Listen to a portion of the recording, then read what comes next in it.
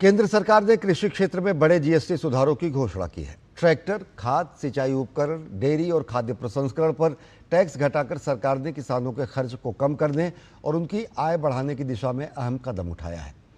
1800 CC तक के ट्रैक्टरों और उनके कलपुर्जों पर जीएसटी घटाकर 5% कर दिया गया है। इससे छोटे और मध्यम किसानों को फायदा मिलेगा। ट्रैक्टर टायर, ट्यूब, ट्रैक्टरों के लिए हाइड्रोलिक पंप भी सस्ते होंगे। सिंचाई और कटाई मशीनों पर भी टैक्स 12% से घटाकर 5% कर दिया गया है। अमोनिया, सल्फ्यूरिक एसिड जैसे उर्वरक निर्माण के कच्चे माल पर जीएसटी 18% से घटाकर 5% कर दी गई है और इसके बाद खाद सस्ती होगी। जैव कीटनाशक और सूक्ष्म पोषक तत्व 12% से घटाकर 5% जीएसटी दर पर कर दिया गया है। इससे प्राकृतिक खेती को बढ़ावा मिलेगा। तैयार और संरक्षित सब्जियों और मेवों पर जीएसटी 12% से घटाकर 5% कर दिया गया है। इससे कोल्ड स्टोरेज और खाद्य प्रसंस्करण उद्योग को बढ़ावा मिलेगा और किसानों को बेहतर दाम मिलेंगे। दूध व पनीर पर जीएसटी 0 रख कर दिया गया है, जबकि घी, मक्खन और दूध के डिब्बों पर टैक्स 12% से घटाकर 5% कर दिया गया है। इससे डेयरी किसानों और महिला स्वयं सहायता समूहों को सीधी राहत मिलेगी। संरक्षित मछली व प्राकृतिक शहद पर टैक्स घटाकर 5% कर दिया गया है, जिससे मत्स्य पालन और मधुमक्खी पालन को प्रोत्साहन मिलेगा।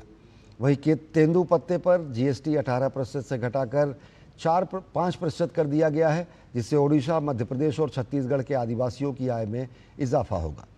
ट्रक और वाणिज्यिक वाहनों पर जीएसटी 18% से घटाकर 18% कर दिया गया है और इससे कृषि उत्पादों की ढुलाई सस्ती होगी।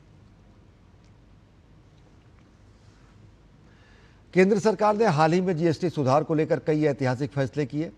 सरकार के इस फैसले से देश के हर वर्ग को लाभ मिल रहा है। हालिया जीएसटी सुधार में किसान हित में कई फैसले लिए गए।